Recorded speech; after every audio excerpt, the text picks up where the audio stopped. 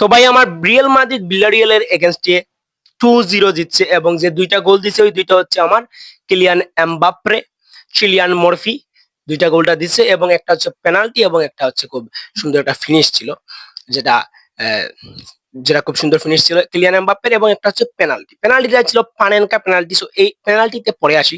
প্রথম কথা হচ্ছে এখানে আরবেলোয়াকে নিয়ে কথা বলা যাক যে আরবেলোয়া রিয়াল মাদ্রিদে আসার পর থেকে কয়েকটা ম্যাচ রিয়াল মাদ্রিদ জিতে গেছে, যেমন মোনাকোকে 6টা গোল দিচ্ছে চ্যাম্পিয়ন লিগে এবং লা লিগায় বর্তমানে আমরা টপের মধ্যে আসছি কিছু সময়ের জন্য, অর্থাৎ বার্সেলোনাকে 2-এ রেখে আমরা বর্তমানে লা লিগার টপে চলে আসছি এবং পয়েন্ট টেবিলটা আমরা বর্তমানে লিড করতেছি। সো এটা একটু ফিল হ্যাপি হচ্ছে যে নিজের টিম এতদিন ছিল হচ্ছে আপনার পয়েন্ট টেবিলের 2-এ, বার্সেলোনা আমাদের উপরে ছিল, আজ আমরা হচ্ছে উপরে এবং বার্সেলোনা নিচে। এটা দেখে আমাদের একটু খুশি হচ্ছে, বর্তমানে ভালোই লাগতেছে, বিষয়টা ফিলিংসটা অনেক ভালো। এবং এখানে যেহেতু আমরা পয়েন্ট টেবিলের 1-এও চলে আসছি, তার সাথে সাথে আমরা কয়েকটা ম্যাচও জিতে গেছি, তার সাথে সাথে আমাদের চ্যাম্পিয়ন লিগেরও পারফরমেন্স খুবই ভালো।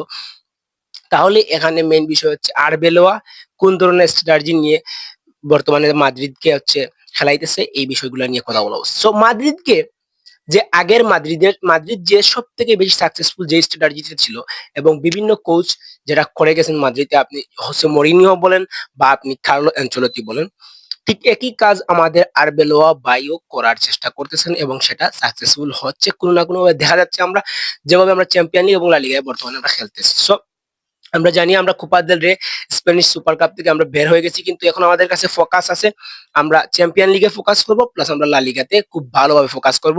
এবং আমরা যদি পয়েন্ট তিনটা করে এভাবে জিতে, তাহলে অবশ্যই আমাদের লা লিগা জেতা সম্ভব আছে এবং এল ক্লাসিকোটা মাথায় রাখতে হবে। তো ক্যারবেলোয়া যে স্ট্র্যাটেজিটার কথা বললাম সেটা হচ্ছে আপনার এখানে হচ্ছে আপনার ট্রানজিশন ফুটবল।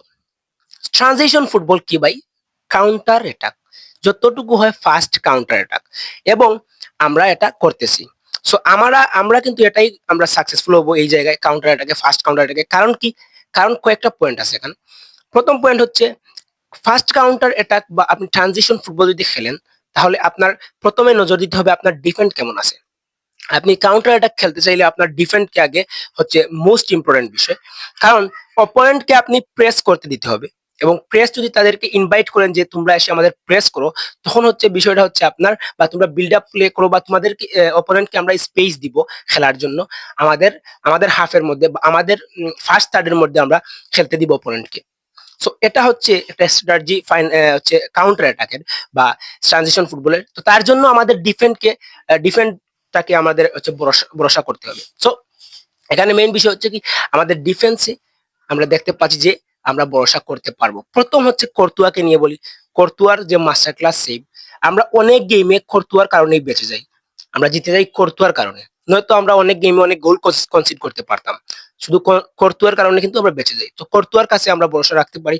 তারপর সেন্টার ব্যাকে ভালো একটা কিন্তু দেখা যাচ্ছে যে ডিন হাউসেন এবং এসেন্সিও ম্যানেজ করতে পারছে। পরবর্তীতে যদি এদার মিলিতাও আসে, তাহলে বিষয়টা আরো সুন্দর হবে। তারপর এখানে আপনার লেফট ব্যাকে অ্যালভারো কারেরাস আছে, তারপর রাইট ব্যাকে আমাদের কাছে বালবার্দে আছে। বালবার্দেকে অনেক সময় ইনভার্টেড হয়ে দেখা যাচ্ছে যে মিডফিল্ডে আসতেছে। সো বালবার্দের ফেভারিট পজিশন যদি মিডফিল্ড হয়, তাহলে ভাই বালবার্দে তোমার সময় এসে গেছে ভাই, তুমি ওই ফেভারিট পজিশনের আশা বাদ দিয়ে দাও। কারণ দেখা গেছে যে বালবার্দেকে যখন মিডফিল্ড খেলানো হইতেছে হঠাৎ করে, তখন বালবার্দে মিডফিল্ডে ভালো পারফরমেন্স দিতে পারছে না। কিন্তু রাইট ব্যাক থেকে যখন বালবার্দেকে হচ্ছে আপনার ইনভার্টেড হয়, বালবার্দে রাইট ব্যাক খেলে বা ইনভার্টেড হওয়ার পর যে মিডফিল্ডে পরিণত হয়, এটা অনেক ভালো বিষয়। এখানে দেখা যায় যে বালবার্দের পারফরমেন্স আসতেছে। সো এই বিষয়গুলা মিলিয়ে জিলিয়ে হচ্ছে, এবং আমাদের ট্রেন্ট আলেকজান্ডার আর্নল্ড যদি ফিরে আসে, এই সবকিছু মিলিয়ে জিলিয়ে এখানে বিষয়টা হচ্ছে যে আমাদের ডিফেন্ডে আমরা ভরসা করতে পারবো। মানে অপোনেন্টকে আমরা খেলার সুযোগ দিতে পারবো, প্লাস অপোনেন্টকে আমরা স্পেস দিতে পারবো, প্লাস আমরা তাদেরকে ইনভাইট করবো প্রেস করার জন্য। এবং হঠাৎ করে আমরা তাদের কাছ থেকে যদি বল অ্যাচিভ করতে পারি, তাহলে এখানে counter attack, fast counter attack হবে। অর্থাৎ ফাস্ট কাউন্টার অ্যাটাকের জন্য আমার 2 নম্বর পয়েন্টটা হচ্ছে আমাদের কাছে ওয়ার্ল্ড ফুটবলের fast counter attack player Kylian এমবাপ্পের মতো প্লেয়ার আমাদের কাছে আছে। তার জন্য আমার মনে হয় যে ট্রানজিশন ফুটবল আমাদের খেলা উচিত এবং এটাতেই আমরা সাকসেসফুল হব। এখানে ভিনিসিয়াস, কিলিয়ান এমবাপ্পে মাধ্যমে, আর হচ্ছে এখানে আর্দা গুলার বেলিংহাম তো আছে। বেলিংহাম ডিফেন্সিভ কাজ খুব ভালোভাবে কমপ্লিট করতে পারে আমরা দেখি। তার জন্য আমাদেরকে হচ্ছে এবং চৌমেনি আছে আমাদের ডিফেন্সিভ মিডফিল্ডার। তো যার কারণে আমরা ডিফেন্ডে ভরসা করব এবং তারপর এখান থেকে হচ্ছে একটা ফাস্ট কাউন্টার অ্যাটাক ক্রিয়েট হবে এবং ২-৩টা পাসের মাধ্যমে হচ্ছে কাউন্টার অ্যাটাকটা হচ্ছে আমরা কমপ্লিট করব বা ফিনিশ করার ট্রাই করব। তো কয়েকটা কাউন্টার অ্যাটাক হলে অবশ্য গোল হবে আমার আশা করি, কারণ কিলিয়ান এমবাপ্পের উপর আপনি ভরসা রাখতে পারেন। কিলিয়ান এমবাপ্পেকে আমরা চিনি এবং ফ্র্যাঙ্কো মাস্তান্তুয়ানো ভাই, কালকের গেমে যারা দেখছেন ফ্র্যাঙ্কো মাস্তান্তুয়ানোকে, তারা অবশ্যই ফ্র্যাঙ্কো মাস্তান্তুয়ানো আমাদের জন্য খুব ইম্পর্টেন্ট একটা প্লেয়ার এবং ফ্র্যাঙ্কো মাস্তান্তুয়ানোকে এই বিষয়ে আমরা খুব ভালোভাবে ইউজ করতে পারবো, এরবেলোয়া ইউজ করতে পারবে, তারপর তো রয়ে গেল রদ্রিগো যখন আসবে, তাহলে বিষয়টা আরো সুন্দর হবে। সো ট্রানজিশন ফুটবল অর্থাৎ কাউন্টার অ্যাটাক ফুটবলটা রিয়াল মাদ্রিদে খুব বেশি সাকসেসফুল হবে এবং আমার মনে হয় এরবেলোয়া এই জিনিসটা করতেছে, কার্লো আনচেলত্তি যেটা করে গেছে সেটাও এরবেলোয়া ট্রাই করছে এখানে এবং এটা আমরা করতে পারবো আমার মনে হয়। এবং ট্রানজিশন ফুটবলটা কি, কাউন্টার ফাস্ট কাউন্টার অ্যাটাক যতটুকু পারি এবং আমরা কি করব, লো ব্লক মিড ব্লক করব, অর্থাৎ আমরা ডিফেন্ড করব খুব বেশি, মানে আমরা অপোনেন্টকে খেলতে দিব, আমরা টিমকে প্রেস করার জন্য ইনভাইট করব, প্লাস আমরা তাদেরকে স্পেস দিব খেলার জন্য। এটাই হচ্ছে এই স্ট্র্যাটেজির হচ্ছে মেইন বিষয়গুলা, যেগুলোর উপর হচ্ছে ফোকাস দিতে হবে। এবং আমাদের কাছে কামাভিঙ্গা আছে, কামাভিঙ্গা হচ্ছে ছোমেনি না থাকলে হচ্ছে কামাভিঙ্গাকে দিয়েও অনেক কিছু করে, যেমন কালকের গেম আমরা দেখছিলাম কামাভিঙ্গা অনেক বড় রোল প্লে করতেছিল, যেটা অনেক বড় বিষয় ভাই। সো এটা হচ্ছে কালকে রিয়াল মাদ্রিদ এবং ভিলারিয়ালের এগেইনস্টে যে ম্যাচটা, এরকম কিছুটা হচ্ছে এরবেলোয়া এখানে খেলাইছে। সো এটা বিষয়টা অনেক সুন্দর ছিল।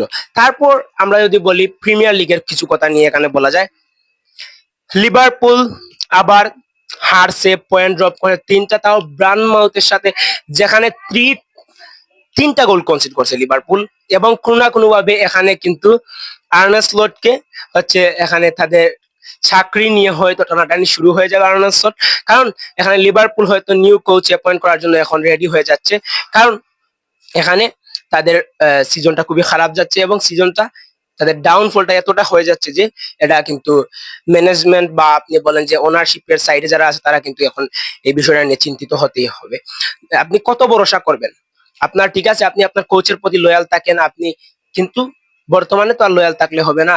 যেভাবে আপনার প্রিমিয়ার লিগে কোচরা সেক হয়েছে, তো আপনাদেরও সময় আসছে আপনাদের কোচ চেক করার।